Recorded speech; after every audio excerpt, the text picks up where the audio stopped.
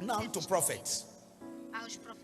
I really need to advise prophets, because I discovered that in the Ghana election, so many prophets prophesied so many things. Some prophets put their prophetic ministry on the line. If this person did not win, I'm not a prophet, I will drop my Bible. I think that's quite childish. That's not proper. That's not the way to go. Let me get 4 of the coordinators or pastors. Just 4. 4 of you. 4 of you. These 4 people you see, they are all prophets. All of them are prophets. And all of them are about to prophesy. Now, this is the rule. The instruction I give, if one person see this, you should not say the thing the other person see. You must say something different. Okay, now you look at this altar. Tell me one thing you have seen on this altar. Not spiritually, physically. I've seen the AC. You saw AC. So this prophet saw AC. You. I can see pulpits. This prophet saw pulpit. You. I saw the light on the altar. So this prophet saw light. I'm seeing the fans. This prophet saw fan blowing. Okay, let's go back. You saw what? The AC. You saw AC. You saw what? Pulpits. Saw pulpit. You saw what? I saw the light. Light. You saw what? Fans. Now, church, did every one of them see well? They all saw well. All the thing they saw here, is it on the altar? Is it on the altar? Everything they saw is on the altar. It's just that this one eye saw what? AC. He likes AC, so he saw AC. This one saw pulpit. He likes pulpit. He saw pulpit. This one saw light. He's attracted. He saw light. This one saw what? Fan. He likes fan just blowing him so that he can get cooler. Now, all of them saw. Did they all see correctly? They see correctly. So, is there anyone who is wrong here? No. So, when you see prophets prophesying different things, they are seen from different perspectives. Every one of them is seeing something on this altar, but they are seen from different perspectives. But they are not all seeing everything completely. That is why prophets must be very careful, because the perspective you are seeing might not be the whole perspective of the matter. So if you are prophesying, you have to prophesy with riddles, carefulness, because if you know it's not the whole matter, why speak with boldness? Not boldness. Why speak with pride? Not boldness. You can speak with boldness, but pride. Because that thing you are seeing, another prophet is coming from the other angle, seeing the backside of what you are not seeing. If there is a prophet behind the altar, he will not see everything here. He will be seeing the passage of my office, and be seeing the light. I might not see what this one is seeing. So it doesn't mean any of these prophets are fake, but it's just that their methodology of presentation can make you perceive them to be fake. That is why all prophets must be very careful to be boastful about what God has shown. We know in part, we prophesy in part, and it is the parts that we know we prophesy. So you can see majority of the prophets who prophesy in Ghana might not be wrong. They might be seeing things from their own perspective, but their method of presentation can make you think they are false, because they have been over. Maybe affiliation with the presidential candidate, maybe love, maybe gift, maybe something or relationship can make you to go overboard beyond what God has shown you. So that's why every prophet must limit themselves. He told Moses and told Miriam, he said, I spoke to Moses he said, if there's any prophet, I speak to them in similitude, similarly. I make comparison in dramatic ways of talking. He said, but for Moses, my son, it's not so. I speak to him face to face. There are prophets that God will not show the whole thing to them. And when they are talking the whole thing, they speak boldly, and you think they just woke up. And the next time, God can decide to blind that prophet and show him a little and give the glory to another prophet, because that prophet is called for that situation. A prophet can be sent to Sierra Leone, and other prophets are trying to see for Sierra Leone, and God will show this prophet that is sent to Sierra Leone to see the whole thing, and other prophets will show them parts. So you that is showing part, if you try to stretch yourself to see all, you will enter error. So all of them, there's no one that is fake here. It's just that one of them, in trying to present the thing, went overboard, because he's confident that if 1 + 1 is 2, then 2 + 2 is 4. Not knowing that in the calendar of God, 2 + 2 can be 3. So please, don't call any prophet false. And no prophet should glory. My prophecy came to pass. I am the greatest. I am the sharpest. You are. What makes you sharpest? Is it your message? It's not your message. It's the message of God. You are just a messenger. So you don't brag over prophecy. If not, God will uncle you with another prophecy. He will show you and you'll be overwhelmed, and you will withdraw his mind and change his mind. And also, okay, this one you say will win, I will change my mind because I want to humble you. Please. So when you give prophecy with humility. And if your prophecy come to pass, you don't need to brag. You don't need to now say others are fake. You are the real one. Because they might have been seen from their own perspective. I know a lot of people stayed up all night to be listening to the election results. And yes, I spoke about it. I prophesied about it. The same way God has been speaking to me over the years, he spoke to me. But the opposite occurred. The Bible says that let God be true and let all men be liars. I saw right, I heard right, but the opposite had occurred. And so there is nothing I can do, and I can say.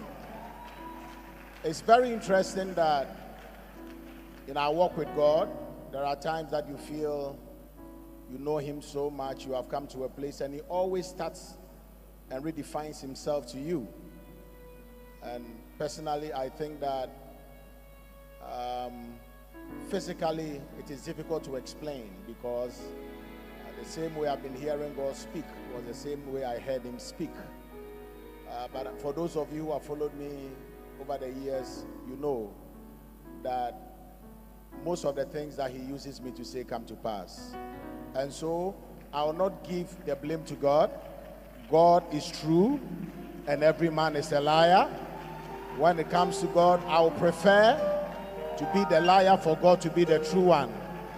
But that doesn't end it all. Tell your neighbor, it doesn't end it. We emami mejain kom sheshe. We nebe mama koshem kompaye. And I think I've known God so much, and I'm not the first prophet who has encountered this. Isaiah encountered it, Jehoshaphat encountered it, and so in life, that is how it is. God at times will have to let everybody know that you are human and he's God. Regardless of how much God uses me, I am man and God is God. And so let us get it right. God never made a mistake.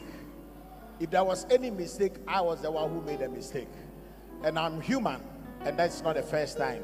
But there is something so strong in my heart that says that he knows what he is doing. And I may not understand it, you may not understand it, but I believe that he never gets it wrong. Tell about 5 people that God never gets it wrong. Oh, you can. I said tell 5 people. You can't be sitting down and telling 5 people. So guys, I hope you heard what Prophet Joshua Iginla has to say concerning a lot of prophets, and he went further to make an example like a drama, the people he called out, It speaks a lot, and I have a lot to say in this particular video, but I'll reserve a lot of comments. There are some few things I just want to say honestly. A lot of prophets actually came out to say all manner of things concerning this Ghana election that took place on the 7th of December 2024. It was just crazy. But the thing that I saw in that election, because honestly, I was just glued to my TV and I realized that a lot of Ghanaians are just so tired of this MPP government. So they were ready and they were done and dusted with this, their election. Because you could see member of parliament, the areas that MPP has been in power for the past 20 something years, they lost to NDC. So member of parliament, like you see that NDC became the majority and why MPP became the minority, and it is just so crazy. But the truth is that the corruption for the past 8 years now, it's just something else. It is just too hectic, and a lot of Ghanaians, like, they took it upon themselves to say, oh, we are tired, we are done with Akufado's regime and Baumia's regime. Like, they have put us through hair and back. Everything they say that it is COVID-19. This one they say it's COVID-19. That one they say is this thing. Do you know that at the Ghana airport, when you want to travel, you pay for COVID vaccine like 200 and something cedis, like, which they say COVID feel, and like, it's just so crazy that we Africans, we are just so stupid. That is what I see with a lot of individuals. They will just cook up something to take money from the public just to enrich themselves. Right now, the election, it's just over. I think it was yesterday by 4 to 7 p.m. that the electoral commissioner actually give the go ahead or announce that John Mahama was the president elect for Ghana, so which they are going to hand over. Akufado is going to hand over to him on the 7th of January. But it's just so crazy and it is massive. A lot of things are happening. Like, you go to MP minister's house right now, they are packing fertilizer over 500 bags that they were supposed to distribute to farmers, hose and cutlass, a whole lot of things that the government are trying to provide to help the masses, to at least, because they have been complaining things are not going well. Like, things that you normally buy in Ghana for chicken change, right now if you go it want to blow your head over the roof. Renting down to feeding. Some people say, oh, I've been to Ghana is too expensive. That was not how Ghana was, or that was not where Ghana was as of 2016 to 2019, 2020 that I could remember, because it is just so bad and so crazy right now. But what can we do is to put everything in God's hands. And then one thing that I would say from my own point of view with all this prophet that comes out to say, I saw Mahama on seat, I saw Baumia on seat, it's just for political favors at the end of the day. That is why they are saying what they are saying. Yes, he was able to make an example of this one, of that one, but what I saw there, it's just pure political games they are playing. And some of all these top pastors that you think they are praying for the betterment of the nation, they are praying for their government to be in power so that they can become rich and richer, and then their kids are abroad or within the country just creating nuisance and creating mess for all of us, which is just so bad and so crazy at the same time. I just don't know what to do or to say at this point. But one thing I know is for sure that, see, this should serve as a lesson. Honestly, if you see how the media team were able to cover this Ghana election, but they couldn't do shit. They were ready to rig the election, but individuals didn't give them the chance. The media business, more kudos to them. Is it TV3 channels? Like, see, they cover all these things in a way that me myself, I just can't believe it. But if it is Nigeria, will come and shout, we are the giants of Africa, we are this. Common election 2023 beat us down flat. But this one should serve as a lesson to us. You learn from these people because they did this thing clean. They were tired of Akufado, of MPP's regime, the way they treat people like trash, the way they increase things, they bring unnecessary tax here and there. Ghanaians were tired. They were willing to tell those people we are done. So see, I've seen prophets. I'm not the one that derived joy in prophecy for few. I ought to come here and bash any man of God. No, that is not the sole purpose of this channel. But when I see something that it pains me to my skin or it irritates my skin, honestly, I'm going to come out there and actually talk about it. And that is what I'm doing right now. Forget about what you saw. If you didn't see clearly, if you didn't see, like he says, this one saw light, this one saw AC, this one saw fan, that one saw water. Why didn't you come out and say it is water you saw? Because you want, at the end of the day, if your guesswork worked and that person sits in power, they'll come and say, he actually prayed for me, he raised an altar to pray and this one, so let me go and bless his church. That is one of the things that Akufado did during his campaign, and he was able to give all this pastor chicken change money, and he says that he promised God he was going to build him a cathedral.